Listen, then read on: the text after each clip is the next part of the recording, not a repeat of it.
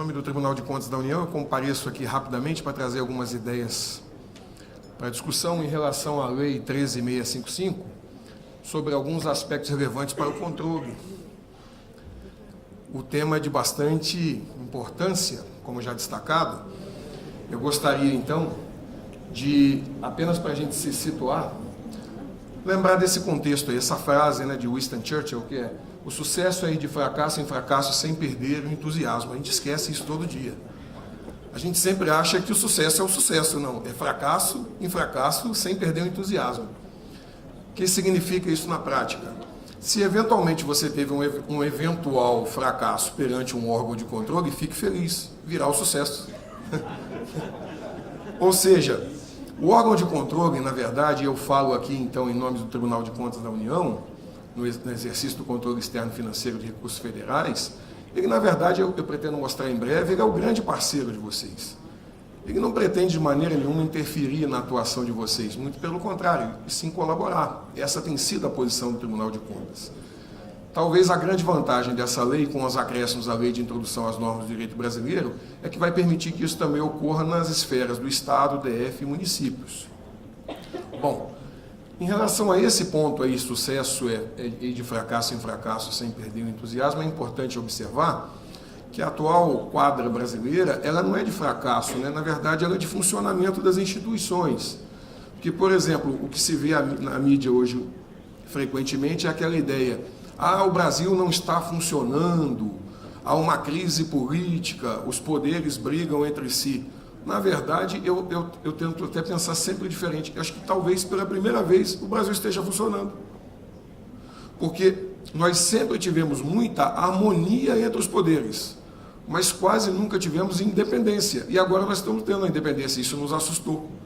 Mas na verdade não é para nos assustar, é para nos deixar felizes, porque eu acredito que talvez estejamos funcionando pela primeira vez na nossa história política, econômica, social. Um outro aspecto interessante, aí aproveitando o contexto atual, inclusive já destacando a importância desse normativo em relação à atuação do órgão de controle, é observarmos o que está acontecendo hoje no Brasil. Hoje, não é do ponto de vista retórico, é hoje mesmo, né? Observe o seguinte: desde manhã nós vimos aí uma grande paralisação de rodovias, né, de transporte e mobilidade, a partir de uma alta do preço de combustíveis. Isso, de uma certa maneira, não é o setor de vocês de telecom, mas é um setor regulado, né? Petróleo. E observe o que acontece com o órgão de controle. Para o meu espanto, eu fiquei muito... Eu acho que o termo vai ser espanto mesmo. Eu fiquei muito admirado da situação quando eu vi ontem, salvo o melhor juízo, o presidente da Petrobras dizer que ia baixar o preço do combustível. Mas e a agência reguladora? O preço não é livre, é administrado. Então, na verdade, quem deveria estar atuando é a agência reguladora. E não sei se vocês perceberam, os órgãos de controle não fizeram nada. Eles só estão esperando a agência reguladora atuar. E tem sido essa a nossa posição, em especial no caso do Tribunal de Contas da União. Esse caso é emblemático porque, perceba, quando o preço do combustível assume um valor muito acima, não cabe à Petrobras, salvo o melhor juízo, ela decidir qual vai ser a política de preço a praticar. Cabe à agência reguladora, a Agência Nacional do Petróleo, poder se manifestar nesse caso. Até porque, volto a insistir, o preço é administrado. E é esse o ponto, meus amigos. Me permito de chamar de meus amigos, porque a relação aqui é de conversa, né? O ponto central é esse. O órgão de controle, ele é o grande parceiro para exatamente sinalizar essa posição. Petrobras, atue menos, deixa a agência reguladora atuar.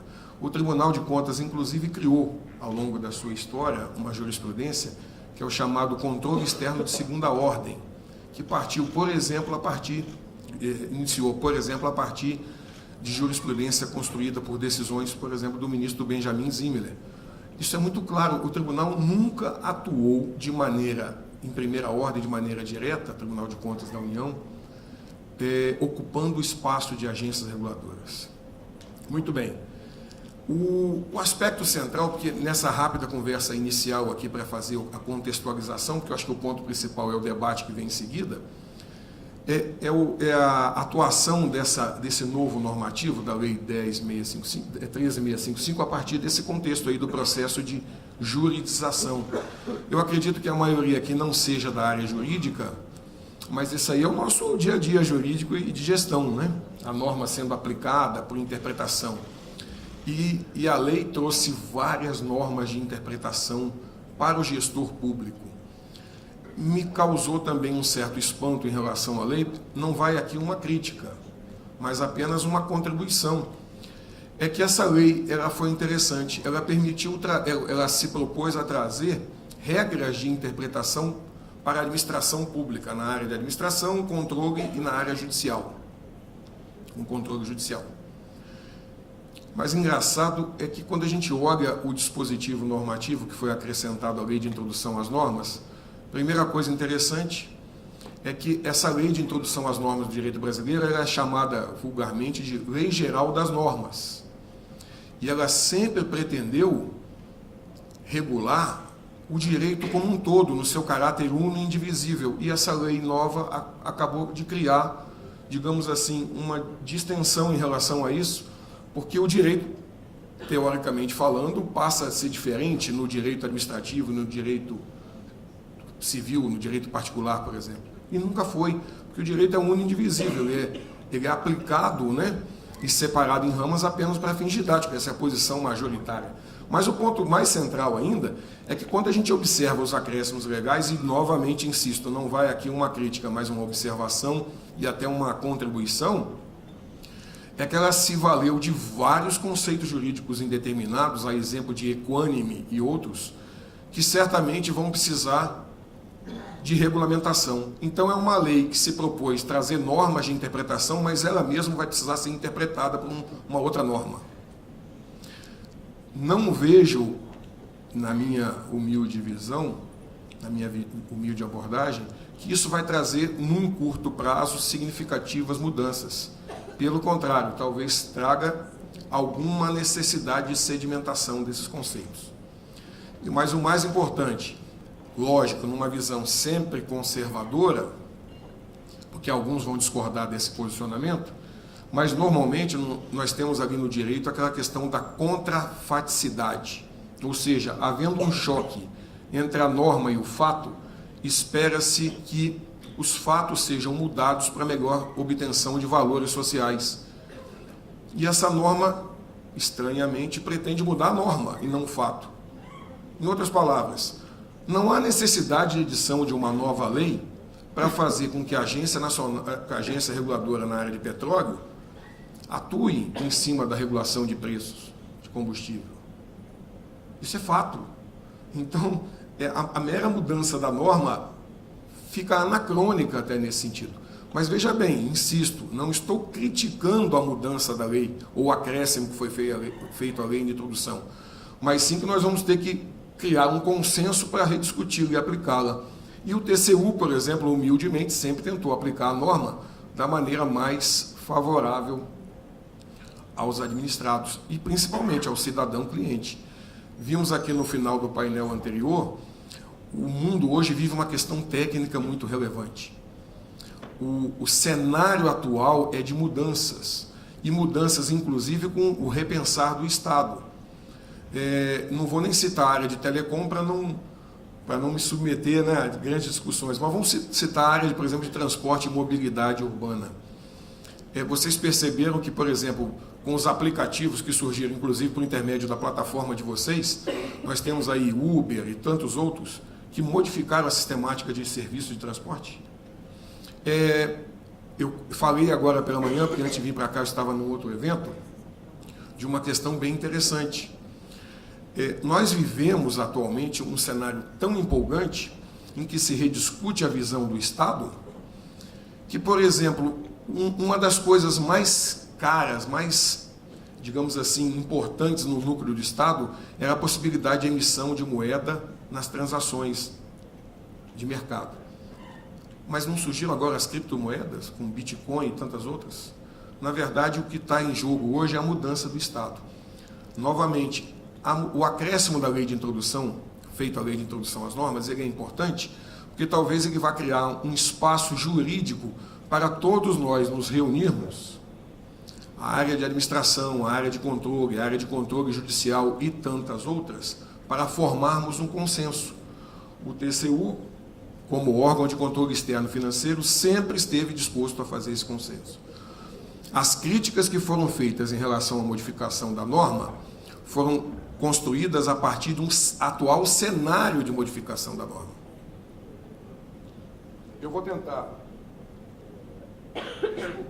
vou tentar, nesse ponto, chamar a atenção. Eu ia procurar uma água aqui, mas eu não encontrei, peço desculpa. Não, é que acho que ela não foi colocada no copo, né? Não tem problema, não. Não tem, não, tá tranquilo. Eu ia até aproveitar a água como evento, como referência.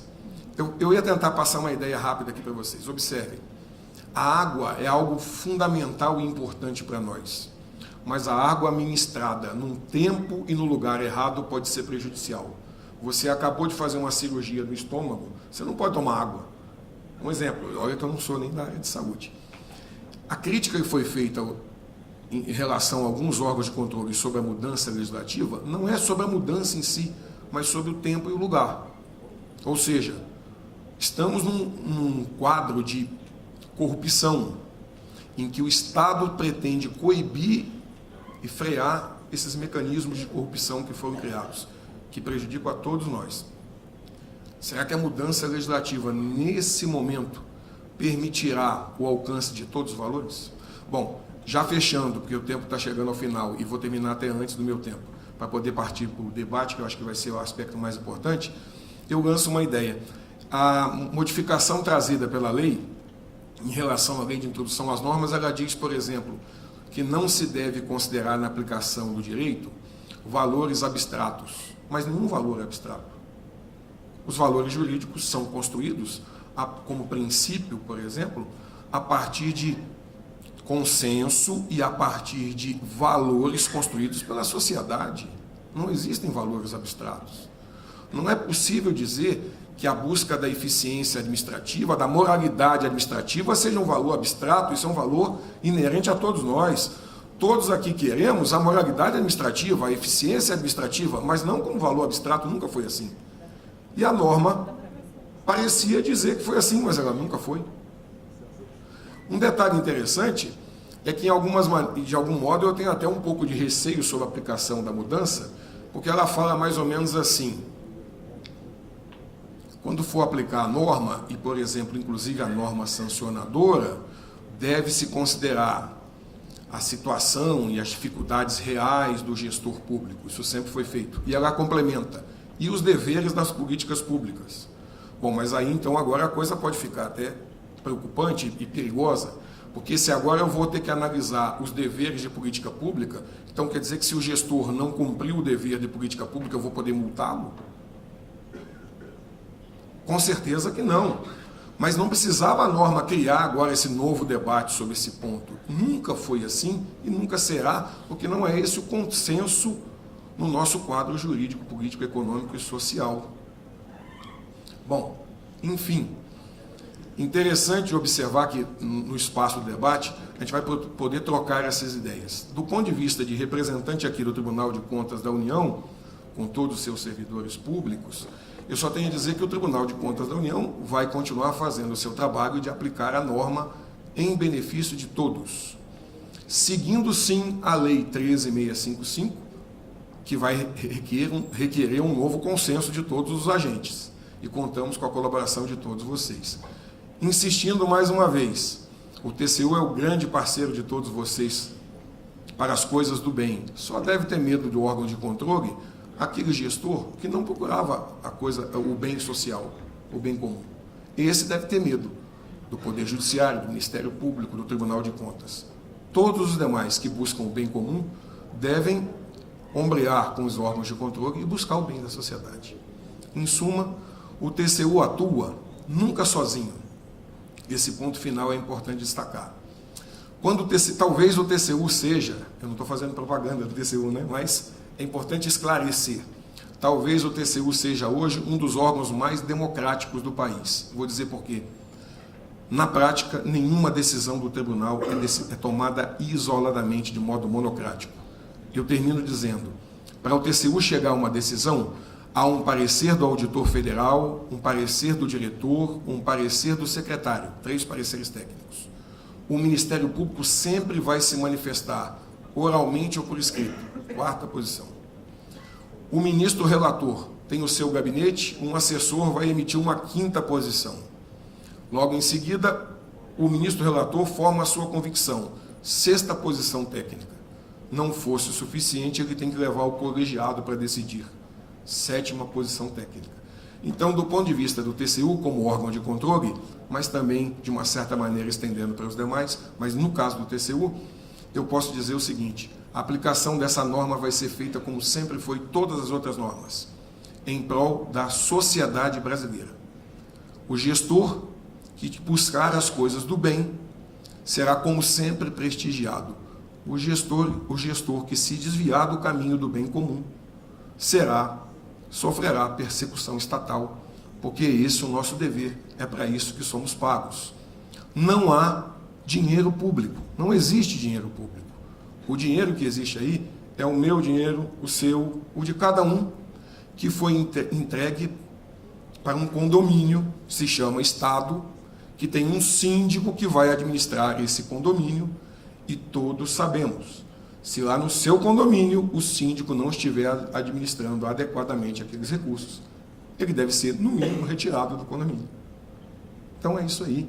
Agradeço muito a atenção de todos e espero que no debate a gente possa aprofundar essa discussão, enaltecendo a produção da lei, mas mais ainda, enaltecendo a produção do fato jurídico em prol da sociedade brasileira. Muito obrigado.